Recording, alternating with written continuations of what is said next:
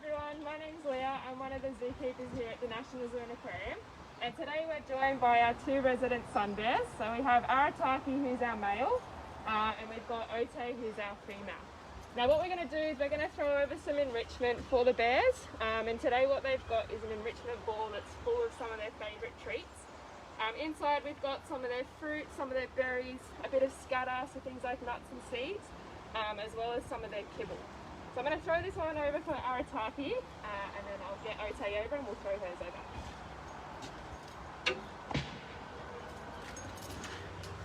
Ote!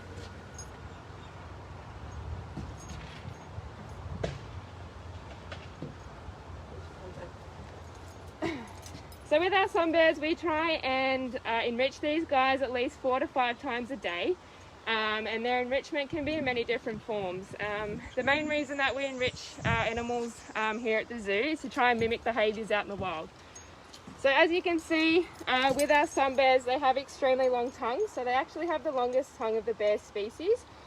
So one of our enrichments is we try and make sure that they're able to utilise that. So as you can see, Ote is now going to tip hers up.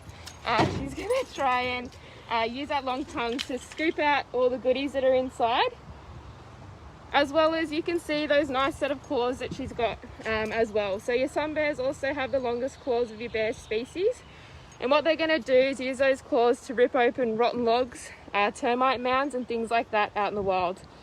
Here in captivity what we do is we'll often throw over things for them to destroy. They like to destroy things like cardboard boxes.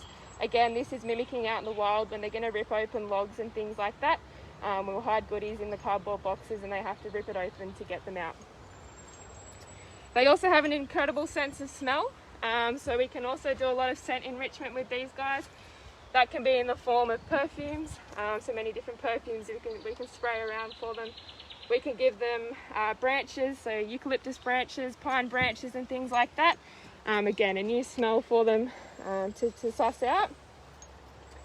They are also a foraging bear again. With that sense of smell, they're going to want to go around, scavenge and look for food. So we also try and mimic that, and that can be in the form of scatters. So what we'll do is we can throw scatters over into their yard. You might also be able to see there's a lot of toys hanging up in this yard. So those sorts of toys we can also hide scatters in. We can smear food for them. And again, they're going around using those sensors, using that tongue to be able to get their smears off, as well as finding that scatter and making it interesting for them every day. Now Ote here, she is 17 years old, and we also have Arataki and he's 22. So sun bears typically out in the wild, they live up to about 25, and in captivity they can live up to 30. So for these guys, they are the smallest bear species. They are found in Southeast Asia, in 11 countries over there, to name a few. They're found in Cambodia, Malaysia, Borneo and places like that. And with these guys, where they're from, it means that these guys don't actually have to hibernate. The climate that they're in is quite hot. They're found in the tropical forest, so these guys are one of the only bears that don't need to hibernate because they have food all year round. They are omnivorous, so they eat very much like us is the best way to describe it.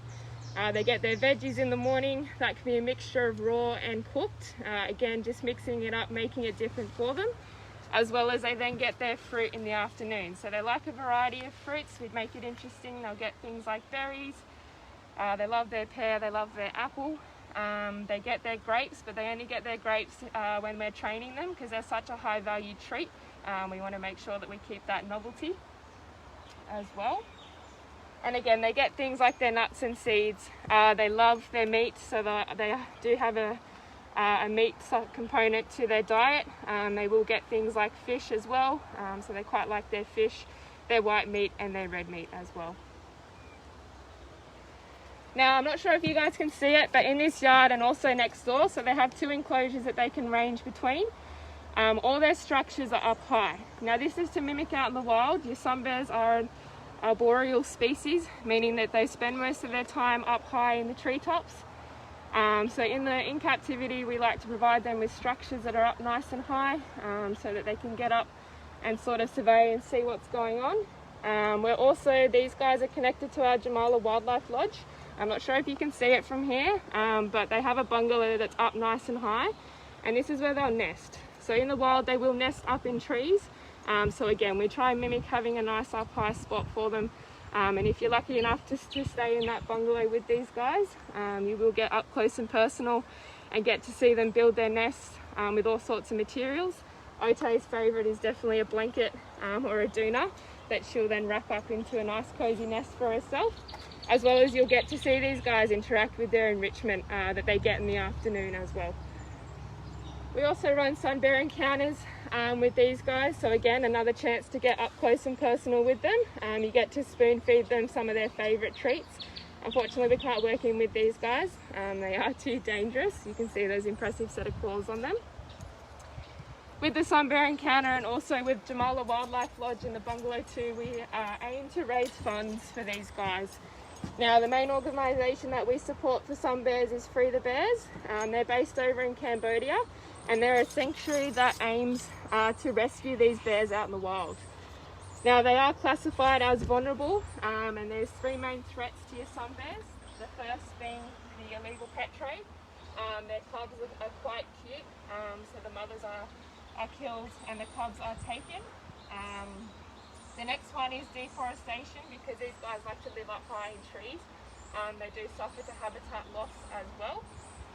And the third one is medicinal use. So their bile is used in some medicines. So for these guys as well, you can see that she's really enjoying that ball there. They're definitely working hard to get all those goodies out. She's dropped it, she's had enough. She's found something else in the grass there. So again, she's using that sense of smell. We did scatter some nuts and seeds and things like that around for them. What you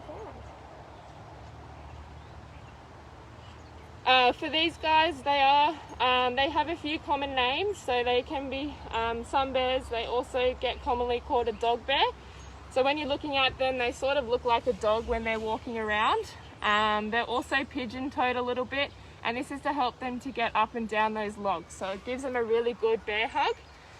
So you'll see when they go up and down, they can get a really good grip, as well as using those claws. When these guys are trying to be intimidating, they will let out a bark. That's another reason why they have that dog bear name for them.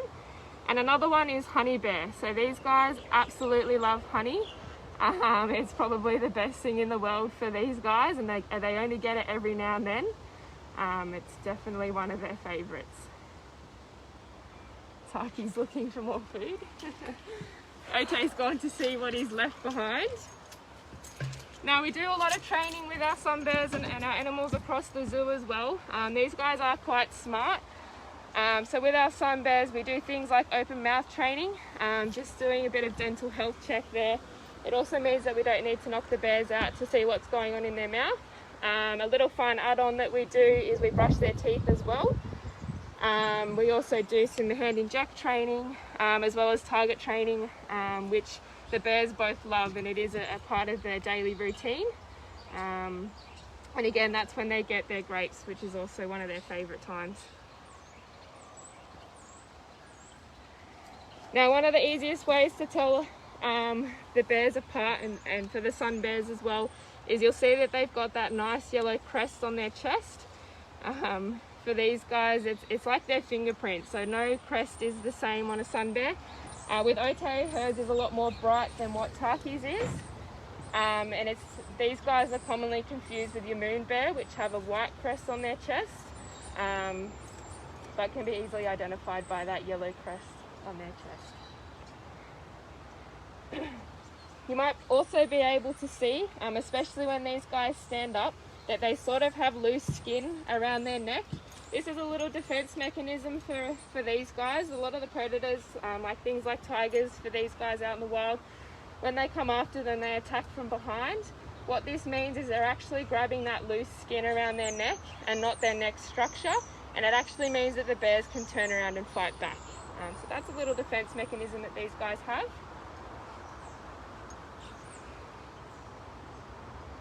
Otay's having a drink from the stream. Alright, what we might do is we might actually throw over their lunch feed for them. So these guys get fed quite often throughout the day, as well as, like I said before, getting their enrichment and things like that. We want to make sure that they're staying occupied and stimulated. So what we'll do is we'll throw over some fish they're getting today. So we'll throw that over for them now. Just grab it.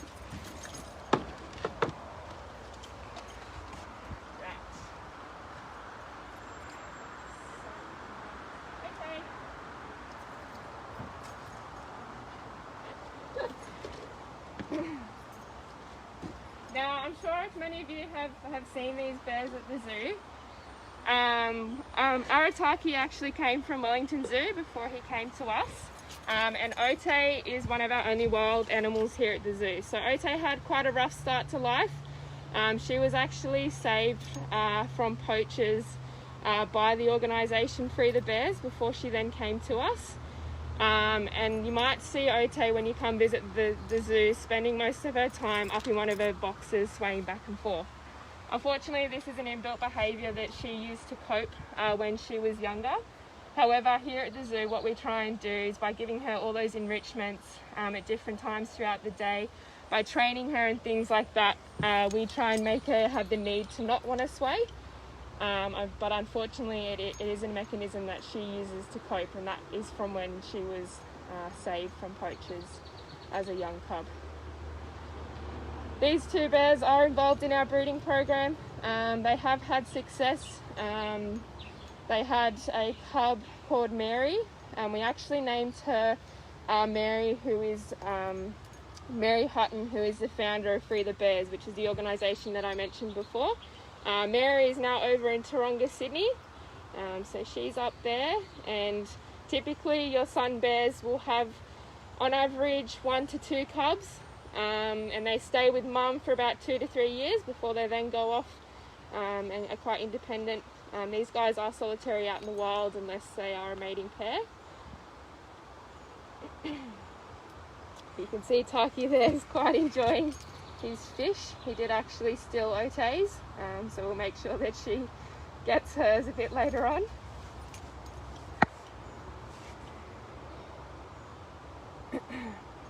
Alright, well, I might leave it there, but I hope you guys enjoyed, and thanks for tuning in. Make sure that you guys keep your eye out on Instagram and on Facebook.